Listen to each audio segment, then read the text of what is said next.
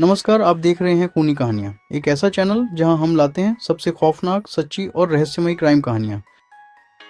तो चलिए, चलते हैं आज की कहानी की ओर।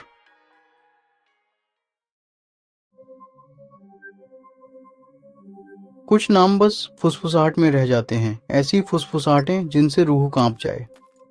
एम जयशंकर, जिसे लोग साइको शंकर के नाम से जानते थे, एक ऐसा ही नाम था। उसकी कहानी कमजोर दिल वालों के लिए नहीं है। वो एक साया बन गया था जो तमिलनाडु और कर्नाटक में मंडराता रहता था। उसका नाम साइको शंकर सुनते ही लोगों की रूह कांप जाती थी। 30 से ज्यादा बलात्कार के मामले, लगभग 15 हत्याएं और 24 मामले बलात्कार के साथ हत्या और डकैती के। ये सिर्फ नंबर्स नहीं थे, ये बिखरी हुई जिंदगियों की दास्तां थे। 2008 और 2009 के बीच का समय उसके आतंक का चरम था। दो राज्यों की पुलिस एक ऐसे दुश्मन से जूझ रही थी जो हर जगह होकर भी कहीं नहीं था। पब्लिक एकदम चौकन्नी रहती थी, दहशत में जी रही थी। साइको शंकर, उसकी कहानी एक खौफनाक याद दिलाती है उस अंधेरे की जो आम जिंदगी की सतह के नीचे छिपा हो सकता है। शंकर अपने शिकार को पहले डराता था, फिर उन पर हमला करता था। उसने अपने अपराधों में चाकू और रस्सी का इस्तेमाल किया। उसके हमले अचानक और बेरहमी से होते थे, जिससे लोग और भी डर जाते थे। उसने कई बार रात के अंधेरे में घरों में घुसकर अपने शिकार को निशाना बनाया। साइको शंकर का आतंक और उसके अपराधों की कहानियां आज भी लोगों के दिलों में खौफ पैदा करती हैं।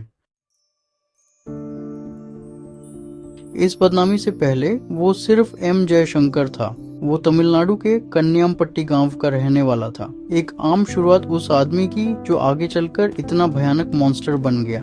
वो पहले एक ट्रक ड्राइवर था, एक ऐसा काम जिसने शायद उसे रास्तों और सुनसान जगहों की जानकारी दी। वो 12वीं क्लास तक पढ़ा था।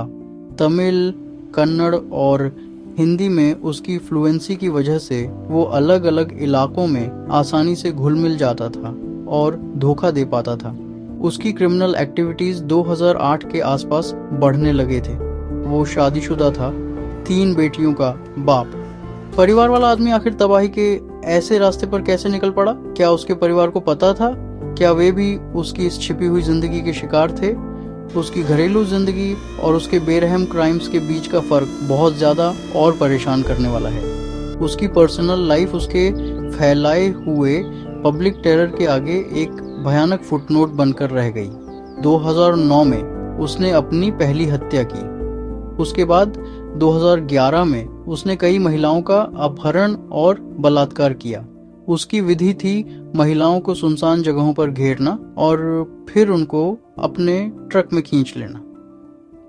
2012 में उसे गिरफ्तार किया गया, लेकिन वो जेल से भाग निकला। 2013 में उसे फिर से पकड़ा गया। उसके अपराधों की खबरें अखबारों में छा गईं और जनता ने न्याय की मांग की। साइको शंकर का जुर्म करने का तरीका डरावना और एक जैसा था। वो ज्यादातर अकेली औरतों को निशाना बनाता था। वो अपने शिकार का पीछा करता, सही मौके का इंतजार करता। ये हमले शिकारी जैसी हवस से किए जाते थे। वो अपने साथ एक काला बैग रखता था जिसमें एक मचेटे होता था। वो मचेटे उसकी वहशत का सिंबल बन गया था। उसका सबसे घिनौना क्राइम था पुलिस कांस्टेबल एम जयमणि का मर्डर। इस दिलेर हमले ने पुलिस फोर्स और पब्लिक में दहशत फैला दी थी। 2008 और 2009 के बीच तिरुपुर, सलेम और धर्मपुरी में उसके क्राइम्स का सिलसिला देखा गया। इन इलाकों में उस पर 13 रेप और मर्डर केसेस का इल्जाम था। हर वारदात उसकी खौफनाक गिनती में इजाफा करती गई। उसके हमलों की फ्रीक्वेंसी देखकर लगता था कि ये कोई डरावनी सनक थी। पूरा इलाका एक महसूस होने वाले डर के साए में जी रहा था।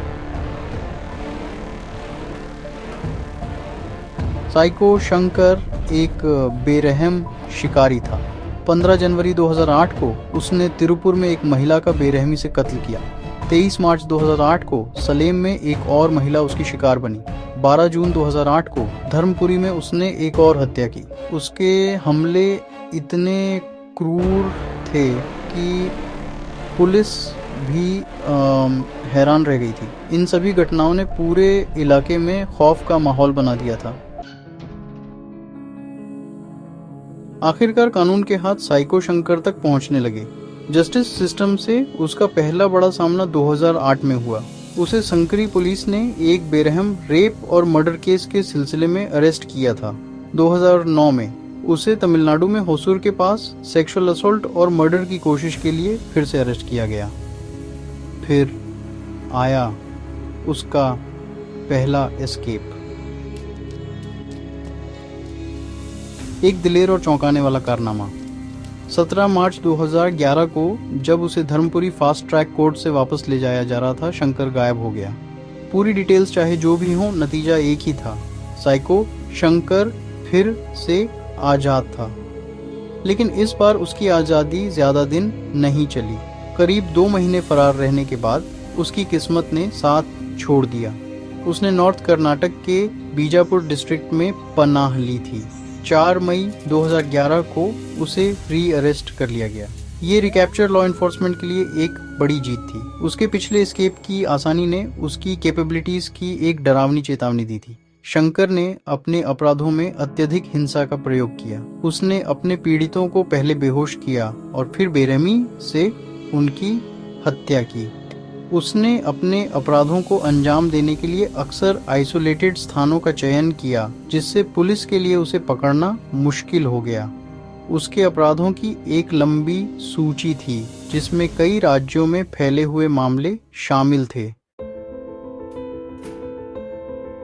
अपने पिछले एस्केप के बावजूद साइको शंकर को आखिरकार बेंगलोर सेंट्रल प्रिजन परप्पना अग्रहारा में कैद कर दिया गया। 31 अगस्त 2013 की रात वो हुआ जो कोई सोच भी नहीं सकता था। साइको शंकर ने परप्पना अग्रहारा से एक हैरतअंगेज एस्केप को अंजाम दिया। उसने कई मजबूत दीवारों को पार किया। पहले एक 30 फुट ऊंची बाहरी दीवार, फिर 2 15-15 फुट ऊंची अंदरूनी दीवारें। रिपोर्ट्स बताती हैं कि उसने एक बेड शीट का इस्तेमाल किया, जिसे उसने रस्सी जैसा बना लिया था। इस एस्केप में एक पावर कट और शायद एक डुप्लीकेट चाबी ने मदद की। उसके भागने की खबर ने जेल की दीवारों के बहुत दूर तक दहशत फैला दी। एक कुख्यात सीरियल रेपिस्ट और मर्डरर सुनने एक बार फिर आजाद घूम रहा था। परप्पना अग्रहारा की हाई सिक्योरिटी पर सवाल उठने लगे। बेंगलोर और आसपास के इलाकों के लोगों के लिए यह एक खौफनाक डेवलपमेंट था। साइको शंकर आजाद था और कोई नहीं जानता था कि वो अगला हमला कहाँ करेगा। पूरे शहर ने अपनी सांसें थाम ली थीं, सबसे बुरे के लिए तैयार। साइको शंकर ने 2008 से 2011 के बीच कई महिलाओं का बलात्कार और हत्या की थी। उसने अपने शिकारों को पहले बेहोश किया और फिर बेरहमी से उनका गला घोंट दिया। उसकी क्रूरता ने पूरे देश को हिलाकर रख दिया था। साइको शंकर के एस्केप से फौरन एक बहुत बड़ा मैनहंट शुरू हो गया। अथॉरिटीज ने फौरन उसे पकड़वाने वाली किसी भी इंफॉर्मेशन के लिए 5 लाख रुपए के बड़े रिवॉर्ड का ऐलान किया। शंकर की इमेज और डिटेल्स वाले 10,000 पोस्टर्स छापे और बांटे गए। ये पोस्टर्स कन्नड़, तमिल और हिंदी में थे। बेंगलोर शहर हाई अलर्ट पर था। लोगों को सावधान रहने की वार्निंग दी गई। 5 या 6 खौफनाक दिनों तक शंकर पकड़ से बाहर रहा। प्रिजन की ऊंची दीवारों से खतरनाक चढ़ाई और जंप के दौरान उसके पैर में फ्रैक्चर हो गया था। इस इंजरी ने उसकी मोबिलिटी को बहुत कम कर दिया था। ब्रेक थ्रू एक इन्फॉर्मेंट की बदौलत मिला। कुडलू गेट के पास एक टूटी फूटी बिल्डिंग में फुसलाकर लाए जाने पर शंकर को घेर लिया गया। उसके जख्मी पैर ने उसका और भागना नामुमकिन कर दिया था। 5 सितंबर 2013 को मैनहंट खत्म हुआ। साइको शंकर वापस कस्टडी में था। बेंगलोर और उसके बाहर सबने जो राहत की सांस ली वो महसूस की जा सकती थी। शंकर ने कई खौफनाक क्राइम्स किए थे, जिनमें ब्रूटल मर्डर्स और किडनैपिंग्स शामिल थे। उसने अपने विक्टिम्स को टॉर्चर करने के लिए शार्प वेपन्स का इस्तेमाल किया। अथॉरिटीज ने उसके स्केचेस और डिटेल्स को पब्लिक किया ताकि लोग सतर्क रहें। शंकर के क्राइम्स की इन्वेस्टिगेशन में कई सिटीज की पुलिस शामिल थी। आखिरकार जस्टिस ने अपना काम किया और साइको शंकर को पकड़ लिया गया। साइको शंकर को सेंट्रल प्रिजन पर अपना अग्रहारा भेज दिया गया। इस बार अथॉरिटीज कोई चांस नहीं ले रही थीं। 11 जेल स्टाफ मेंबर्स को सस्पेंड कर दिया गया। शंकर को हाई सिक्योरिटी सेल में रखा गया। उसकी हर मूव पर सीसीटीवी कैमरा से नजर रखी जानी थी। एक्स्ट्रा लाइट्स लगाई गई ताकि कोई परछाई भी न रहे। 28 फरवरी 2018 को साइको शंकर ने अपनी सेल में सुसाइड कर लिया। उसे खून से लथपथ पाया गया।